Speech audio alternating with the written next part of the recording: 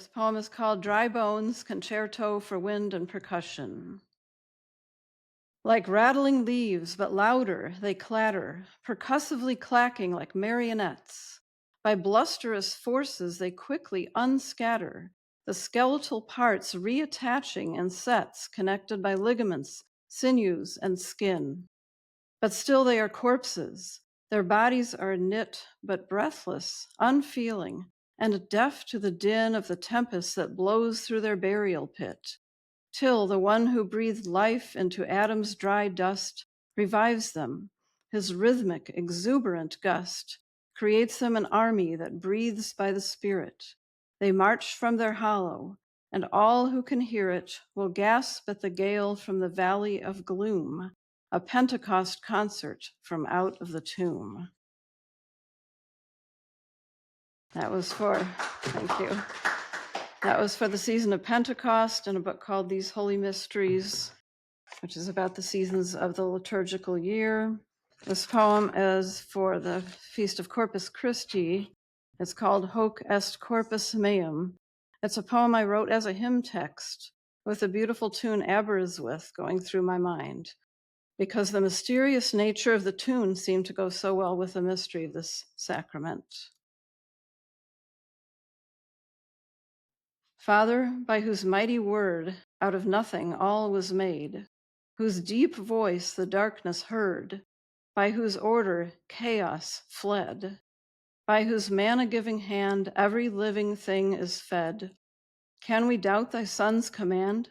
Canst thou not make flesh from bread?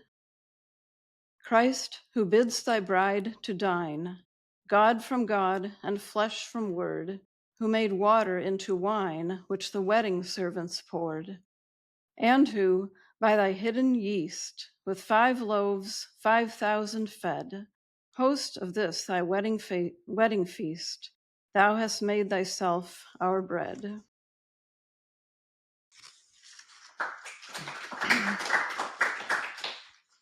And I'll read one called The Communion of Saints, most appropriate for All Saints' Day, based on Romans 8:19, which says, "For the earnest expectation of the creature waiteth for the manifestation of the sons of God."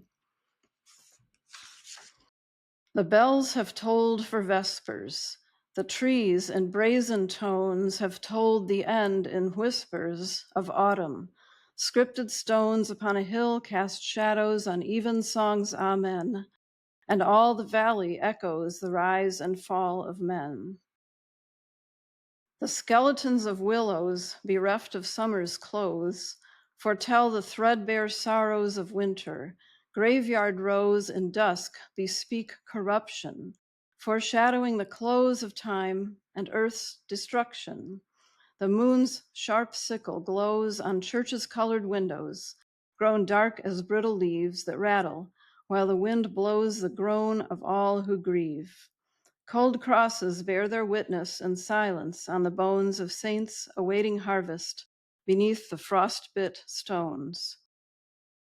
The sun runs round its circle, the seasons sing their chants, with saints who keep life's vigil with faithful militants, until the whole creation shall kneel beneath his rod and see the revelation of all the sons of God.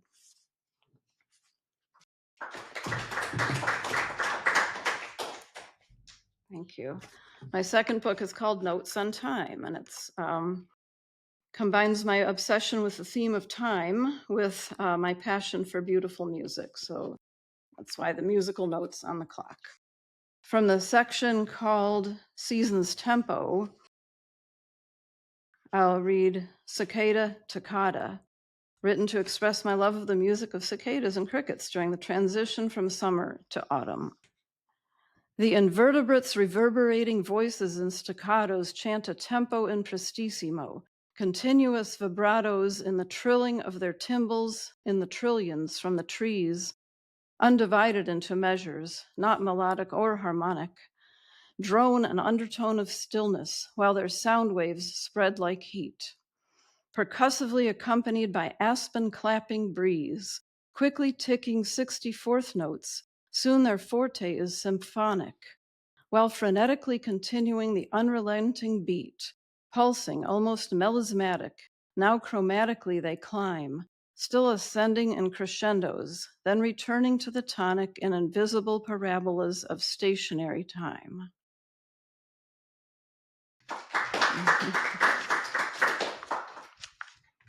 And from this same section, Seasons Tempo, I'll read one about my favorite season, After the Fall. In late October, when the leaves are down around our feet instead of overhead, where lately they had flaunted orange-red bouquets with gold leaf trim, a sunlit crown, they vaunt their vivid hues, untinged with brown foreshadowing. In maple flames unhaunted by death for these few days, they blaze undaunted in sub-tree circles everywhere in town.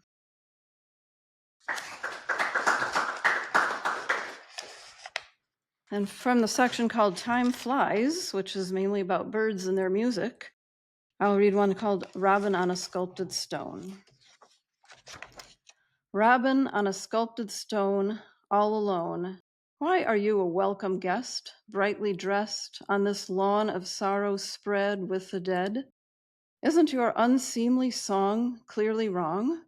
Inappropriate the note from your throat, here atop a marker left by bereft parents who, with sorrow weighed, lately laid their beloved child to rest? If your nest should be visited by death, would your breath come less lively from your throat? Would it float in the proper minor key melody, fitting to accompany tragedy? Yet your song is welcome here, and your cheer comforting, because you chant, ignorant of the doom that spring denies. Harmonize for us human misery's elegies with the music you've conveyed in the shade of this weeping willow air. Sing the prayer we cannot express in words. Happy birds, chant your peaceful serenade when we're laid here for you to sing to us, and we too are, like you, blessedly oblivious.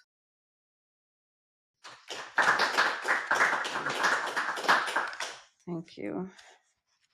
Okay, one more from this book, Transition Times, is another section in this book about time. Here's Late Bloomers, the first line of which is just literally just happened in my garden.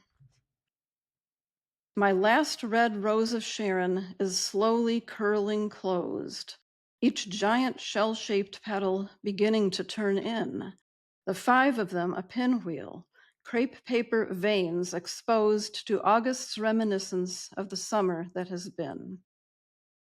Today it holds its brightness. Tomorrow it will fall, frail, old, already rotting, after one dazzling day of reigning in the garden, crowned king by size like Saul, and lie unburied on the grass with others and decay. Huge 5-point blossoms, meanwhile, herald the pumpkin, queen of autumn's golden garden. Their vines, like giants' veins, have overlapped the chain-link fence to tangle in between 2 yards to join 2 seasons at the seam where summer wanes. They weave the raveled sentiments of August and September, portending things we almost know but never quite remember.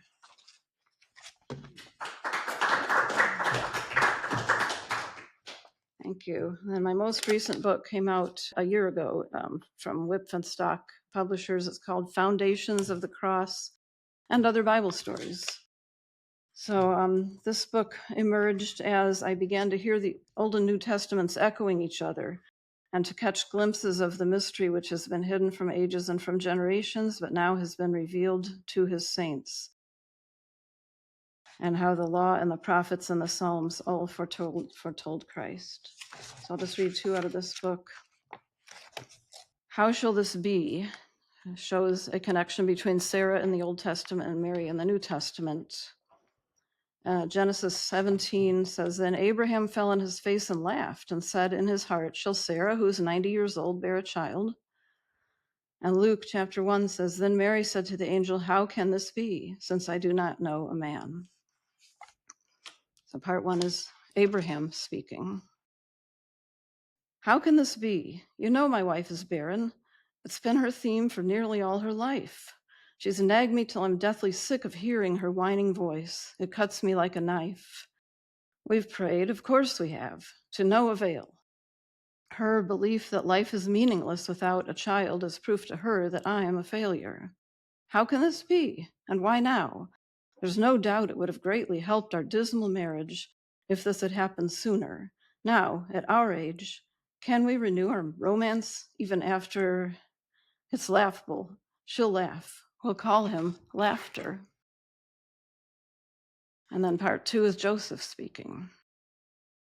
How can this be? We haven't come together, Mary and I can't imagine that I have no clue about the father. Having been assured she was a virgin, I fear it seems I have no other course to follow but pursue discreet divorce. But I've just had an overwhelming dream that's made me both bewildered and relieved. An angel told me Mary has conceived the inconceivable, who will redeem our people and be king of Israel. Who would have guessed Isaiah's prophecy had any role in it for one like me? We'll call him God with us, Emmanuel.